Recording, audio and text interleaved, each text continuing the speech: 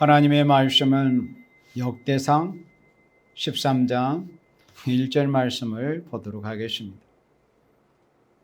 다윗이 천부장과 백부장 곧 모든 장수로 더불어 의논하고 이스라엘의 온 회중에게 이르되 만일 너희가 선히 여기고 또 우리의 하나님 여호와께로 말미암았으면 우리가 이스라엘 온 땅에 남아있는 우리 형제와 또 저희와 함께 들에 있는 성읍에 거하는 제사장과 레위 사람에게 보내어 저희를 우리에게 모이게 하고 우리가 우리 하나님의 궤를 옮겨오자. 사울 때는 우리가 궤 앞에서 묻지 아니하였느니라. 아멘. 아멘. 다윗이 왕이 된 후에 다윗이 왕이 되었다는 그 소문을 블레셋 사람들이 듣고서 쳐들어와서 블레셋과 일단 전쟁을 해서 승리한 후에 다윗이 제일 먼저 한 일이 있었어요. 그게 뭐였냐면은 하나님 언약궤를 시온성으로 메어 올리는 일이었습니다. 그만큼 다윗은 하나님의 사람이었어요. 어떤 말로도 다윗의 그 신앙, 하나님을 사랑하고 사모하는 그런 것을 우리가 다 말로나 노래로 사실은 표현하기가 부족하다고 할 수 있겠죠. 그렇게 다윗은 아름다운 사람이었습니다. 결론적으로 다윗의 인생은 성공한 인생이었어요. 그의 삶은 아름다운 삶이었습니다. 왜 그런가? 왕이 되어서 제일 먼저 한 일이 하나님의 성전, 거룩한 성막을 준비해서 그곳에 하나님의 언약궤를 모시고 그곳에 모셔서 놓고 그 앞에서 하나님께 경배하고 싶어서 하나님을 섬기기 위해서 다윗이 왕이 된 후에 제일 먼저 한 일이 바로 하나님의 언약궤를 메어 올리고자 하는 그런 일이었습니다. 그래서 오늘 말씀의 제목은 복이 있는 사람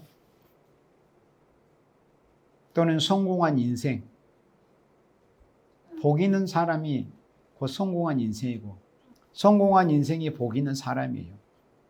그래서 여기 역대상 13장에서 본 것처럼 사울 때는 우리 이스라엘 백성들이 하나님의 그 언약궤 앞에서 하나님께 여쭙지 아니했다.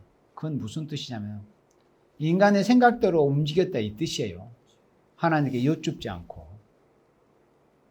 늘 그러니까 자기는 왕이 되기 전에도 그런 게 아쉽게 보였어요. 그 사울이나 어떤 정치하는 자들의 지도자들이 이런 모습을 보면서 지들 멋대로 하는 걸 보고서 하나님께 여쭙지 않고 그걸 지금 말씀한 거예요. 사울 때는 우리가 궤 앞에서 묻지 아니하니까 하나님의 뜻을 여쭙지 아니했다는 거예요. 거룩한 언약궤 앞에서. 그런데 자신은 그렇게 하고 싶은 거예요. 그런 모습이 바로 신정 국가의 모습입니다. 모든 것을 국사의 국정의 모든 것을 하나님 앞에 여쭙는 거예요. 하나님 어떻게 해야 되겠습니까? 하나님 뜻을 여쭙는 거예요. 그게 바로 신정 국가예요. 그래서 다윗의 왕국은 앞으로 이 땅에 예수님 재림하셔서 이루어질 그리스도의 왕국의 예표적인 왕국이었어요. 예언적인 선지국가였어요. 예언적인 신정국가였습니다. 물론 그것이 오랜 기간 지속되지는 않았어요. 거의 다윗 때 유일하다 할 정도로. 히스기야나 요시야 때도 잠깐의 그런 개혁의 모습이 있었지만 다윗은 정말 그리스도의 왕국의 그 신정 통치국가의 예언적인 그런 모습을 통해서 다윗의 왕을 통해서 보여줬습니다. 이렇게 왕이 되어서 하나님의 궤를 그러니까 자신은 알고 있었어요. 정확하게 그 궤가 어디에 모셔져 있는지는 그때 당시 알 수는 없었지만 이스라엘 땅 어디엔가는 언약궤가 모셔져 있고 그것이 방치되어 있었다는 것을 찾는 이가 없이 그래서 늘 그것이 마음의 한켠에 뭔가 목적에 자신을 누르고 있었겠죠. 그런데 왕이 됐으니까 자신에게 이제 그런 힘이 있으니까 하나님이 기뻐하시는 일을 행하고자 했던 겁니다. 그런데 이 역대상이나 사무엘상의 역사적인 기록을 읽어보면은 그때 당시에 그 다윗의 깊은 그런 하나님의 언약궤를 찾고자 했던 그런 근심 어린 그런 마음들이 깊이 있게 표현된 건 없어요. 역사서에는. 그래서 하나님의 책은, 여호와의 책은 한짝을 맞춰서 읽어봐야 돼요. 바로 이런 상황, 역대상 23장에서 그렇게 하나님 언약궤를 이제 다윗성으로 시온성으로 메어 올리려고 하는 그런 쯤에 다윗의 심정이 어떠했는가를 잘 기록한 그 시편이 시편 132편입니다. 자, 함께 찾아보시기 바랍니다. 시편 132편. 하나님의 거룩한 언약궤를 모셔 올리기 위해서 일단 그 언약궤를 찾아내야 됐던 거예요. 대략 어디가 있는 것은 어디쯤 블레셋한테서 받아가지고 어디쯤 어느 지경에 있다거나 넌지시 사람들이 그때는 알고 있었어요. 아비나답, 기랏 여아림, 아비나답의 집에 20여 년 동안이나 모셔져 있었어요. 그러니까 사람들의 그 기억 속에 많이 잊혀졌었습니다. 그래서 이 언약궤를 모셔 올라면 일단 그 언약궤가 어디에 모셔져 안치되어 있는가를 일단 찾아내야 돼요. 바로 그런 심정을 시편 132편에 그 성령의 감동으로 자기의 그 안타깝고 그 하나님의 그 언약궤를 사모하는 사람을 사랑하는 것보다 더한 자, 시편 132편 1절에 제목이 성전에 올라가는 노래예요. 그러니까 자, 하나님의 사람 또 선지자 다윗을 통해서 이런 말씀이 이제 찬양으로 기록이 됐었고 이제 이후 시대에 하나님의 사람들이 성전에 올라갈 때 올라가면서 이제 이런 노래로 하나님 앞에 찬양으로 영광을 돌렸던가 봐요. 그러니까 성전에 올라가는 노래라고 제목이 붙여진 거예요. 자, 1절에 여호와여 다윗을 위하여 그의 모든 근심한 것을 기억하소서. 여호와여 다윗을 위하여 그의 모든 근심한 것. 다윗이 근심한 것. 다윗이 뭘 근심했는가를 하나님 기억해 달라는 거예요. 다윗이 뭘 근심했어요? 내가 다른 땅을 다른 나라의 땅을 한 평이나 더 차지하고 금조각을 하나하나 더 모으려고 그러고 그런 걸 근심했던 게 아니에요. 자신이 천수 만수를 이 땅에서 살고자 그렇게 추구했던 그런 걸 근심했던 사람이 아닙니다. 다윗이 뭘 근심했는가를 봐야 돼요. 2절에 저가 여호와께 맹세하며 여기서는 저가가 다윗입니다. 저가 여호와께 맹세하며 야곱의 전능자에게 소원하기를. 그래 그 언약궤를 찾아내기 위해서 바로 그런 순간에도 하나님 앞에 맹세하고 소원까지 했어요. 맹세나 소원 함부로 해서는 안 됩니다. 신약에도 바울을 잡아 죽이기 위해서 40여 명이 맹세한 그런 일도 있잖아요. 바울을 찾아서 잡아 죽이기 전에 자기들 먹지 않겠다고. 그 맹세 지키려면 걔네들 굶어 죽었어야 돼요. 그렇게 했겠어요? 입만 살아가지고 그냥. 그러나 하나님의 사람들은 그래서 말 한마디를 조심해야 되고 특히 맹세 소원은 함부로 하는 게 아니에요. 맹세 소원을 반드시 100% 지켜야 될 거예요. 안 지키면 그 죄값을 치러내야 되는 거예요.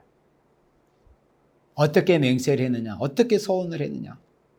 내가 실로 나의 거하는 장막에 들어가지 아니하며 내 침상에 오르지 아니하며 내 눈으로 잠들게 아니하며 내 눈꺼풀로 졸게 아니하기를.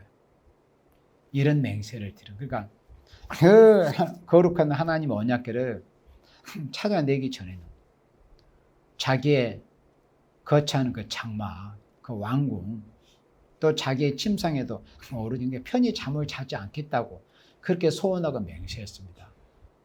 이런 모습을 보면 얼마나 다윗이 하나님을 사랑하고 또 하나님을 상징하는 게 언약궤잖아요. 그 언약궤를 찾아내기를 사모했던 그런 모습이 이런 모습에서 보여지잖아요. 정말 성경에 기록된 인물들 중에 다윗은 그야말로 진짜 하나님 앞에서 아름다운 사람이었어요. 다윗도 우리하고 성정이 똑같은 분이었기 때문에 물론 한두 가지 실수나 허물이 있었어요. 그렇지만 그런 걸 제외하면은 정말로 아름다운 사람들 중에 아름다운 사람이 바로 다윗이었습니다. 이런 모습을 봤어요. 바로 아름다움이라고 하는 것은 이런 모습을 말을 하는 거예요. 뭐 예물을 꾸미고 이런 게 아니에요. 이런 모습, 하나님 앞에서 어떻게 보여지느냐. 바로 이런 모습이 인생으로서 가장 아름다운 모습이며 가장 아름다운 삶이며 아직은 결론은 아니지만은 이런 모습이 성공한 삶이에요. 성공한 삶의 과정이에요. 하나님이 이리 근심을 할 수 있는 사람. 내 눈으로 잠들게 하지 않겠다. 내 눈꺼풀로 졸게 아니에요.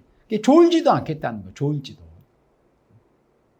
그 시간이 언제일지도 몰라요. 그렇잖아요. 못 찾으면 하루도 이틀도 사흘도 또 한 달도 될 수도 있어요. 그러나 잠들지도 않고 눈꺼풀로 졸게 되니까 그만큼 긴장해서 두려운 마음으로 하나님의 언약궤를 찾아내고자 했던 겁니다. 빨리 찾아서 그 한 대 모셔져 있으니까 그래도 사람으로서는 할 수 있는 아름다운 잘 마련된 그곳에 모시고 싶었던 거예요. 아직은 성전을 완성하지는 않았지만 성전의 기적들도 지금 놓지를 못했지만 5절에 여호와의 초소 곧 야곱의 전능자의 성막을 발견하여까지 하리라 하였나이다. 그래 하나님의 그 거룩한 언약궤를 발견하기까지 자기가 자기 장막에 들어가지도 않고 침상에 올라서 편히 발보고 자지도 않고 잠들지도 않고 졸지도 아니하겠다는 거야. 그런 심정을 가졌던 분이 바로 다윗입니다. 곧 그것은 앞으로 이 땅에 이루어질 그리스도의 왕국, 사람의 이름으로 하자면 다윗의 왕국이에요. 이 땅에 진짜 이루어질, 이때 다윗은 예언적인 인물이었고 예언적인 일은 역사하십니다. 구약은 모든 것이 예언적이다고 그랬어요. 실제 이 땅에 그리스도의 왕국, 다윗의 왕국이 이루어질 때 그 다윗의 왕국, 그리스도의 왕국을 건설할 종들의 그 신앙과 삶과 인격의 모습이 이 예언적인 인물인 다윗을 통해서 이렇게 보여진 겁니다. 그러니까 이런 신앙, 하나님을 이렇게 사랑하고 이런 삶을 살고 이런 삶을 살기를 원하는 생명들이 앞으로 이 땅에 이루어지는 천년 안식시대, 그리스도의 왕국, 다윗의 왕국을 이루는 왕국 건설의 역사에 쓰임을 받을 수 있다는 거예요. 앞으로가 그렇다는 게 아니에요. 지금 우리의 삶이 그렇게 해야 된다는 거예요. 그런데 예배 시간에 졸긴 하고 그러면 되겠어요? 예배 뭐 얼마나 오래 드린다고? 우리가 3시간 드리는 것도 4시간 드리는 것도 아니고 2시간 안팎 드리는데 6절에 우리가 그것이 에보라다에 있다함을 들었더니 그러니까 기란 여아림 그것은 이제 그 안에 에보라다라는 그런 이제 지역이 있었겠죠.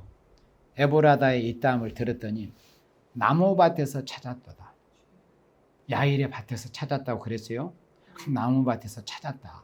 그러니까 나무밭에 20년 동안 거의 방치되다시피 하고 있었던 거예요, 사실은. 그러니까 이스라엘 백성이라도 그냥 이름만 이스라엘 사람이다, 뭐 하나의 백성이다, 이런 이름만 가지고 있었던 사람들은 성막이 어디에 있는지, 하나님의 언약궤가 어디에 모셔져 있는지, 어떻게 방치해 관심들이 없어요. 그러나 다윗은 왕이 되기 전에도 그런 것이 중심이 있었어요. 자기의 어떤 심령을 무겁게 짓누르는 그런 게 자신의 심령을 누르고 있었던 거예요. 그러니까 왕이 돼서 모든 것을 이제 평정하고 나서 자기가 할 만한 힘이 되니까 제일 먼저 했던 게 하나님의 언약궤를 시온성으로 모셔오려고 했던 거예요. 우리가 그의 성막에 들어가서 그 발등상 앞에서 경배하리로다. 이것이 바로 다윗의 중심이었어요. 다윗의 중심. 하나님의 성막에 들어가서 그 발등상 앞에 하나님의 발을 얹어 놓으신 바로 그 하나님의 발치 앞에서 그 언약궤 앞에서 하나님을 경배하고 싶다는 거예요. 물론 다윗은 유다지파 사람이기 때문에 왕이라도 하나님의 송소에 그때 율법 시대는 들어갈 수는 없어요. 그러니까 가장 가까운 곳에서 왕이라도 그 언약에 가장 가까운 곳에서 이렇게 하나님을 섬기고 하나님께 찬양을 드리고, 다윗은 또 찬양자였잖아요. 시인이요, 찬양자요, 선지자요, 왕이요, 군인이요. 그렇게 하나님께 사랑을 받은 사람이 다윗이었고, 이런 이 다윗의 일대기를 읽어봐요. 하나님이 이런 사람을 사랑 안 해주시면 누구를 사랑하셨겠어요? 정말 다윗은 정말 하나님 앞에 사랑을 받을 만한 사람이구나. 하나님께 사랑을 받을 만한 그런 삶을 사셨구나 하는 것을 알 수 있잖아요. 그런데 문제가 발생한 거예요. 아무리 하나님이 이를 이렇게 다윗처럼 사모를 하고 하나님 일을 열심히 하고 싶어도 법대로 하지 않으면, 하나님의 말씀대로 하지 않으면, 하나님이 정하신 그 규칙, 하나님의 법대로 하지 않으면 안 된다는 큰 교훈을 여기서 보여주게 됩니다. 아무리 하나님을 사랑해도 하나님 무질서한 하나님이 아니고, 하나님의 말씀 밖에 벗어나서 네가 뭘 하라고 하시지 않는 하나님이십니다. 다시 우리 역대상 13장으로 돌아옵니다.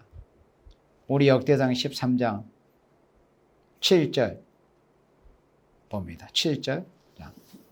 이제 이렇게 해서 다윗의 중심이 빨리 하나님 언약궤를 이제 시편 132편에서 이 과정을 보니까 찾아냈잖아요. 드디어 에브라다에 있다는 걸 듣고 그 나무밭 야일의 밭에서 찾아냈어요.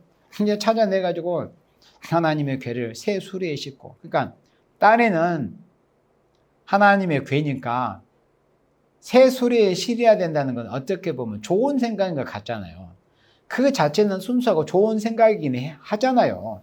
어쨌든 하나님의 궤를 새 수레에 모시겠다는 거, 말씀했던 황금 수레라도 만들어서 하고 싶었겠죠. 다윗이 중심이 그러니까. 근데 여기에서 다윗과 주변 사람들이 무지했던 거예요. 그거예요. 다윗이 하나님을 사랑 안 해서 그 법을 못 지키고, 그게 아니라 몰라서 못했던 거예요. 무지해서, 하나님의 말씀을 몰라서. 하나님의 말씀 율법서에 어떻게 이루게 돼? 언약궤는 반드시 레위인들이, 하나님께서 정하신 그 제사장들이 반드시 이동할 때는 어깨에 매야 돼요. 어떤 기구를 만들어서 아무리 그래 황금 수레를 만들어서 운반해도 그건 하나님 용납 안 합니다. 그건 죄예요, 죄. 반드시 어깨에 매야 돼요. 제사장들 언약궤를 어깨에 매야 되지, 인간 수단 방법 써가지고 그걸 싣고 편하게 한다고 뭐 차에 싣고 다닌다거나 수레에 싣고 다닌다, 그런 인간 방법도 쓰지 말라 이거예요. 하나님의 사람들은, 제사장은 자기가 져야 될 짐이 있어요. 하나님께서 우리를 나라와 제사장으로 삼으셨어요. 우리는 이미 하나님 앞에 영적 예배를 드리는 생명들이 다 하나님 앞에는 영적 제사장들이요. 영적 제사장들 된 생명들이 인간 수단 방법을 하나님의 일을 어떻게 쉽게 좀 편리하게 좀 좋은 환경에서 그렇게 하려고, 그런 발상 생각 자체들이 잘못된 거예요. 제사장들은 자기가 져야 될 짐이 있어요. 반드시 어깨에 매야 될 짐이 있어요. 언약궤는 어깨에 매야 돼요. 그걸 몰랐던 거예요. 다윗이 중심이 절대 잘못된 게 아니었어요. 다만 것은 무지였어요, 무지. 그래서 하나님의 사람들이 하나님을 잘 하려고 하는 것이 좋은 거예요. 그런데 잘 하려고 하는 것도 좋은 거지만은 바로 하는 것이 잘 하려고 하는 것보다 더 중요한 겁니다. 바로 하는 거. 하나님의 말씀과 하나님의 뜻을 바로 알아가지고 행해야 돼요. 여기 말씀처럼 실컷 열심을 내고 그렇게 하나님을 사모하는 마음을 가지고 행해보려고 해도 결국 결론이 범죄하게 되는 거예요. 하나님의 궤를 새 수레에 싣고 아비나답의 집에서 나오는데, 우사 아이오는 수레를 모으면 그 아들들 아닙니까? 다윗과 이스라엘 온 무리는 하나님 앞에 힘을 다해 뛰놀며 노래하며. 그러니까 다윗 역시도 일국의 왕이었지만은 사람 볼 때는 아이고 저 다윗 저 폐하께서 채통이 없으시네. 어쩌면 저렇게 폐하께서 채통이 없으실까? 이제 지금 말고 나중에 제사장들은 매우 올릴 때 그런 일이 또 발생해요. 그의 아내 미갈이 속으로 어째 일국의 왕이 돼 저렇게 채통이 없으실까 속으로. 채통이 없으실까 그렇게 하다가 그러면 무자하게 됩니다. 예. 일국의 왕이든 그 어떤 세상에서 권위와 권세를 지닌 자라도 하나님 앞에서는 다 어린 아이들이에요. 하나님 앞에서는. 하나님 앞에서는. 그래서 다윗이 자신과 하나님의 관계에서 그냥 힘을 다해서 막 뛰놀고 노래하면 너무 기쁘니까. 그리고 수금과 비파, 소고와 재금과 나팔을 주악하니라. 풍악을 울려라. 풍악이란 것은 이럴 때 울리는 거예요. 술 먹고 마시라고 이 풍악을 울려서는 안 돼요. 악기는. 하나님을 찬양하기 위해서만 사용을 해야 되는 게 뭐예요? 악기예요. 그렇지 않으면 그게 전부 죄예요. 죄. 그래서 요한계시록 18장에 인간종 말에 뭘 하는 자들이 망한다? 멸망한다? 풍류하는 자들이. 풍류하는 자들이 망하고 세상 노래 부르고 세상 장단 맞춰서 세상 노래 부르는 유행가 읊조리는 이런 자들이 망한다는 거예요. 풍류하는 자들이 망한다는 거는. 노래와 이 악기를 사용하는 것은 오직 목적 하나님을 영화롭게 해드리기 위해서 찬양하는 데만 사용을 해야 돼요. 그 외에는 모든 것이 다 죄입니다. 그런 지식들도 그리스도인들은 바로 알고 있어야 돼요. 다윗이 얼마나 훌륭한 왕이었습니까? 그러나 언약궤는 반드시 제사장들 어깨에 매야 된다는 이 법을 모르고 있었다 보니까 이런 큰 죄를 범하게 된 거예요. 중심은 그렇게 하나님을 사랑했지만, 그래서 하나님의 사람들이 하나님을 열심히 하는 것도 물론 좋지만은 그보다 더 중요한 것은 바로 알고 해야 된다. 바로 알고 진리의 정로에 서서 바로 알고 해야 되지. 그렇지 않으면 하면 할수록 그게 죄가 되는 거예요. 9절에 기돈의 타작마당에 이르러서는 소들이 띠므로 무사가 손을 펴서 괴를 붙들었더니. 그래 타작마당에 이르러서 소들이 갑자기 뛰기 시작해서 뭐 땅이 울퉁불퉁해서 뛰었는지 무슨 일인 소를 띄었어요. 왜 띄었겠어요? 다만 사람들이 생각에 땅이 뭐 울퉁불퉁해서 띄었겠어? 그게 아닙니다. 그런 요인도 있었을 수 있겠지만은 진짜는 뭐예요? 하나님께서 죄를 깨닫게 하시고 소가 뛰도록 하신 거. 무슨 죄? 왜 언약궤를 제사장들이 그렇게 성별된 제사장들이 미야 될 그 언약궤를 인간 수단방법으로 쉽게 이동한다고 수레를 만들어가지고 운반하고 있느냐 그거예요. 그래서 오사가 엉결결에 손을 펴가지고 개가 흔들려가지고 이거 자칫 떨어지기로 엎드려 넘어지는 큰일이지 않을까. 엉결결에 붙들어 버렸어요. 10절에 오사가 손을 펴서 괴를 붙듦을 인하여 여호와께서 진노하셨어요. 왜? 만져서는 안 되거든요. 여호와께서 진노하사 치심에 우사가 거기 하나님 앞에서 죽으니라 그랬어요. 죽어버렸어요. 그 언약궤 그 본체를 만져버린 거야. 그 옆에 나오는 이제 손잡이는 제사장들 어쨌든 이동하려면 손잡이는 만질 수는 있잖아요. 어쨌든 지는 과정에서. 그러나 이때 우사가 바로 그 언약궤 본체를 만져버린 거예요. 그러니까 하나님이 진노하셨어요. 그만큼 하나님은 거룩하신 하나님이란 걸 알아야 됩니다. 이 언약궤를 통해서도 하나님 얼마나 거룩하신 분인가를 알아야 돼요. 이렇게 해서 우사가 손을 펴서 궤를 붙들므이나 여호와께서 진노하사 치심에 우사가 거기 하나님 앞에서 죽으니라. 그러니까 이제 큰 슬픔으로 바뀌어 버렸습니다. 그래서 이제 거기서 중단돼 버린 거예요. 그렇게 다윗이 하나님을 사랑하고 언약궤를 사모했지만은 잘못된 방법을 사용해 버리면은 그 기쁨이 슬픔으로 변해져 버립니다. 아무리 하나님을 사랑하는 중심이 있더라도 방법이 잘못되고 인간 수단 방법을 써버리면 그렇게 되는 거야. 그래서 거기에 가까운 오벳에돔이라는 분의 그 집에 임시로 다시 언약궤를 그곳에 모십니다. 그래서 거기 석 달을 이제 모셨는데 하나님 막 엄청난 그 석 달 동안 복을 주셔버린 거야. 그래서 언약궤를 모시는 가정이 돼야 돼요. 그게 무슨 뜻이겠어요? 가정에서 하나님을 잘 모시라 그거 신약시대에. 가정에서 가정 예배 잘 드리고 가정에서 가정 기도 열심히 하고 식탁 기도 잘하고 가정에서 하나님 잘 모셔라. 그러면 이 오베데돔처럼 하나님의 복을 주신다. 석 달마다 그냥 막 복을 쏟아 부어줘서. 그래 막 소문이 뭐 벌써 나는 거야. 그러니까 다윗이 그 말을 듣고 하나님께서 이제 진노를 거두셨구나. 그래서 다시 이제 그 일을 재개를 하는 것이죠. 자, 이렇게 해서 그 오베데돔의 복을 주셨다는 소식을 다윗이 얼마나 기뻤겠어. 하나님이 진노를 거두셨구나. 다시 우리에게 기회를 주시구나. 그렇게 해가지고 이제 여러분들 역대상 2장 넘겨서 역대상 15장 11절을 보시기 바랍니다. 다윗이 제사장 사독과 아비아들을 부르고 그러니까 아비아들도 다 제사장 아닙니까? 이 두 제사장을 부르고 그리고 또 레위 사람 우리엘과 아샤야와 요엘과 스마냐와 엘리엘과 암미나답을 불러 저에게 이르되 너희는 레위 사람의 족장이니 너희와 너희 형제는 몸을 성결케 하고 내가 예비한 곳으로 이스라엘 하나님 여호와의 궤를 메어 올리라.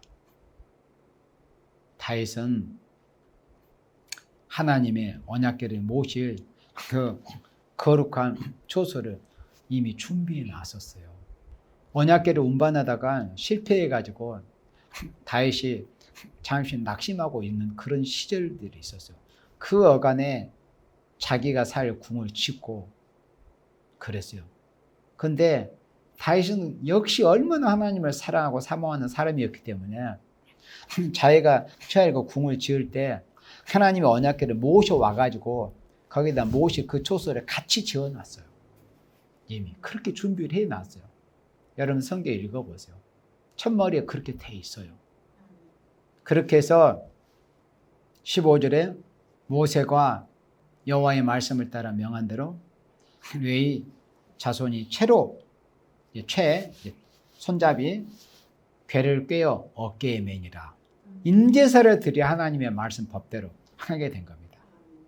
하나님의 징계를 한번 맞고 나서 깨닫게 된 거야. 우리가 말씀대로 하지 않았구나.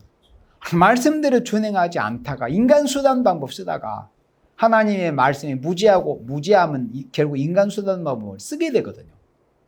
하나님의 말씀을 바로 알지 못하고 인간 수단 방법대로 하다가 우리가 징계를 맞아내 사람도 죽고 그랬는데 이제는 하나님의 말씀대로 법대로 인간 수단 방법 쓰지 말고 하나님의 말씀대로 법대로 우리가 마땅히 제사장이 져서 모셔야 될 언약궤를 하나님의 사람들이 어깨에 메어가지고 이렇게 운반을 했습니다. 하나님의 법대로 한 것이죠. 그래서 다윗이 잘 준비된 그런 초소, 아직은 성전이 세워지기 전이니까 임시 이제 성막인데 얼마나 우리가 그런 모습을 볼 수는 없지만 얼마나 다윗이 일꾼들을 시켜서 정성스럽게 잘 그렇게 그 성막을 준비를 해 놨겠어요. 뭐 보지 않아도 뻔할 거 아니에요. 그래서 다윗은 왜 그렇게 하나님의 언약궤를 사모하고 하나님의 언약궤를 잘 자기가 준비하는 초소를 모시려고 했는가? 또 그런 중심이 잘 나타나는 말씀이 성경에 다 잘 기록이 되어 있어요. 시편 27편 말씀을 보시기 바랍니다. 시편 27편 자 4절 한 구절만 볼게요. 자, 다윗의 일생의 소원이 뭐였어요? 딱 한 가지, 여호와의 집에 거하는 거였어요. 자기는 일국의 왕이어서 얼마든지 화려한 궁에 거기서 부귀영화 뭐 어떤 사람들처럼 청와대 한번 들어가서 나오기 싫다고 뭐 그런 말들이 있었잖아요. 사람은 다 똑같은지라 좋은 왕에서 다 살고 싶었어요. 그러나 신앙이 없는 대통령이라고 하는 자들, 세상 왕이라고 하는 자들 그렇게들 다 살아왔고 살고 있지만은 다윗은 그렇지 않았습니다. 다윗은 우리와 성전이 똑같았지만은 여기 시편 27편 4절을 봐보세요. 내가 여호와께 청하였던 한 가지 곧 그것을 구하리니 여호와께 청하였던 한 가지 일입니다. 단 한 가지 그것을 구하리니 곧 나로 내 생전에 여호와의 집에 거하여 여호와의 아름다움을 앙망하면 그 전에서 사모하게 하실 것이라. 다윗의 소원이 그거였죠. 하나님의 집에 가는. 그리고 아까도 말씀한 것처럼 다윗은 레인이 아니기 때문에 뭐 송소 안에 진입하거나 그렇게 할 수가 없었어요. 이제 다 배워서 알 거 아니에요. 이게 무슨 말씀이에요? 하나님의 집에 간다면 그만큼 하나님과 가까이 또 성막 가까이서 마치 그 안에서 생활하는 것처럼 이거는 이제 비유적으로 자기의 심령을 이렇게 토로한 거예요. 나로 내 생전에 여호와의 집에 거하여. 이게 다윗의 일생의 소원이었어요. 아마 자기 속으로는 그런 생각을 아마 했을 수도. 내가 레위 지파였다면은, 내가 제사장이었다면은, 내가 아버지 집에 송수에 직접 들어가 섬길 텐데 나는 그럴 수 없구나. 그걸 아마 아쉬워했을 수도 있어요. 이런 것이 잘 나타나 있잖아요. 그렇게 다윗은 하나님을 사모했던 사람입니다. 그러니까 그 삶이 아름답다는 거예요. 그런 삶이 사람들이 하는 말대로 성공한 삶이라고 하는 거예요. 요즘 예나 지금이나 이 땅에 사는 인생들은 성공의 바른 개념을 몰라요. 성공의 바른 의의를 몰라요. 성공이라는 그 단어의 바른 정의를 모릅니다. 성공이란 건 뭐냐? 이렇게 다윗과 같은 삶을 사는 거예요. 내가 유일하게 한 가지 소망이 있다면 제가 하나님의 집에 거하고 싶습니다. 또 다른 시편에 기록된 것처럼 내가 하나님의 집에 문지기라도 좋습니다. 저는 그런 마음을 품고 사는 사람들이 인생이 어떻다? 인생 성공한 사람들의 삶이다. 또 어떤 모습이다? 가장 아름다운 삶이다 하는 거예요. 그런 생명들이, 그런 신앙과 그런 삶을 사는 생명들이 인간 종말에 진짜 이제 그림자적이 아니라 실체적으로 이루어질 그리스도의 왕국, 다윗의 왕국을 이루는 역사에 쓰임받을 사람들의 그런 모습이에요. 우리는 이 시대에 다윗과 같은 삶, 다윗처럼 아름다운 삶, 다윗처럼 성공한 삶을 살기를 힘쓰는 우리들이 돼야 됩니다. 정말 아버지 집에 거하기를 원하고, 내가 하나님의 집에 저는 문지기라도 좋습니다. 저는 대접 안 받아도 좋습니다. 진짜 신앙이 있고 진짜 하나님의 은혜를 받은 사람은 있잖아요. 교회에서 대접을 받으려고 하지를 않습니다. 섬기려고 해요. 이름도 없이 빛도 없이 섬기려고 하는 거예요. 저는 문지기라도 좋습니다. 문간에서 오는 사람 맞아드리고, 저는 성전에 예배당 홍소라도 저는 하고 싶습니다. 그게 진짜 은혜 받은 사람의 모습이며 축복받은 사람들의 모습이에요. 거들먹거리면서 내가 이런 위치에 있으니까 나를 대접해도, 이건 은혜를 못 받은 사람의 모습이에요. 인생 실패자의 모습이에요. 진짜 아름다운 사람, 진짜 성공한 사람은 바로 이렇게 다윗과 같은 사람이에요. 하나님의 집에 거하면서 저는 문지기라도 좋습니다. 저는 성전 청소부라도 저는 좋습니다. 저로 이런 삶을 살게 해주세요. 그렇게 추구하는 그런 신앙의 인격을 가진 사람, 그런 생명들을 통해서 인간 종말에 다윗의 왕국을 이루는 그 왕국 건설 역사에 하나님이 사용을 하시겠다는 거예요. 우리 모두 그런 다윗처럼 아름다운 삶, 성공한 삶을 살아 영광 중에 재림하실 예수님을 영광 중에 맞이할 수 있는 여러분 모두가 되어지기를 주님의 이름으로 축복합니다. 아멘.